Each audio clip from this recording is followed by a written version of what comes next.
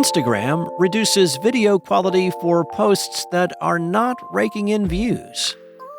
Google is developing AI that could take over your web browser. And Apple won $250 in its Massimo smartwatch patent case. It's Monday, October 28th, and this is Engadget News.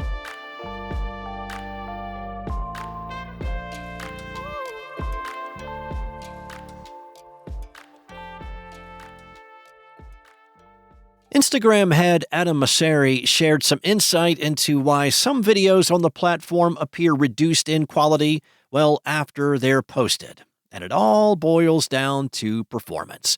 Responding to a question about old stories looking blurry in highlights, Mosseri said, in general, we want to show the highest quality video we can, but if something isn't watched for a long time because the vast majority of views are in the beginning, we will move to a lower quality video. If the video later spikes in popularity again, then we will re-render the higher quality video, he said in response, which was reposted by a Threads user spotted by The Verge. Now, further elaborating in a follow-up reply, Mosseri added, we bias to higher quality, more CPU-intensive encoding and more expensive storage for bigger files for creators who drive more views. The comment sparked concern from small creators in the replies who say it puts them at a disadvantage competing with others who have larger platforms. Meta has previously said it uses different encoding configurations to process videos based on their popularity as part of how it manages its computing resources. Mosseri said the performance system works at an aggregate level, not an individual viewer level. It's not a binary threshold, but rather a sliding scale.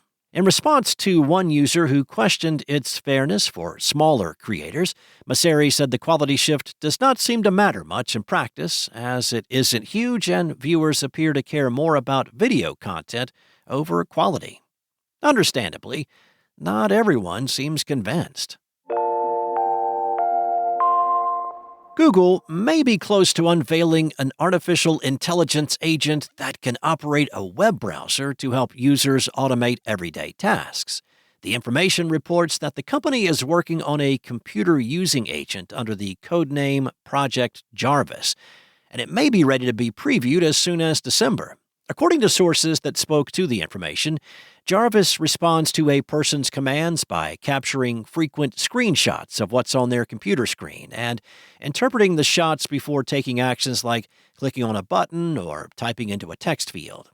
Jarvis is reportedly made to work only with web browsers, particularly Chrome, to assist with common tasks like research, shopping, and booking flights. It comes as Google continues to expand the capabilities of its Gemini AI, the next-gen model of which is expected to be revealed in December. Gemini Live, Google's AI chatbot, gained support for dozens of new languages this month, and Gemini integration has recently made it to Google Meet, Photos, and other applications. The news of Jarvis comes days after Anthropic introduced a similar, but seemingly more expansive feature for its Claude AI, which it says has been equipped with computer skills so it can use a wide range of standard tools and software programs designed for people. That's available now in a public beta. The legal battle between Apple and medical technology company Masimo rages on, with the bigger company kinda winning their latest face-off.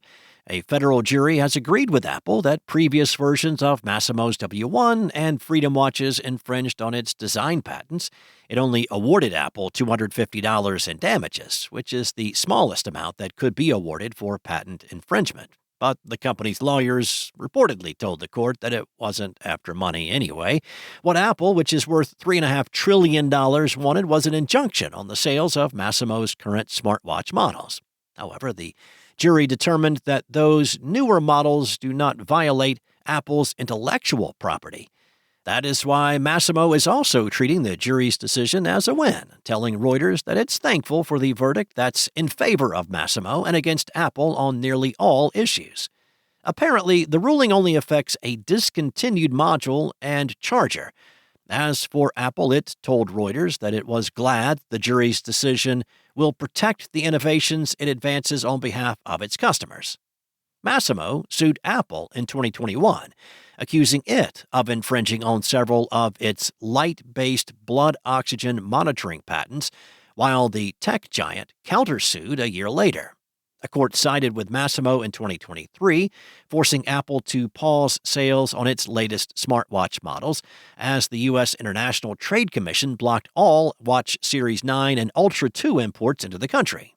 The company appealed and was ultimately able to sell its watches in the country earlier this year by removing the technology from the units offered in the U.S.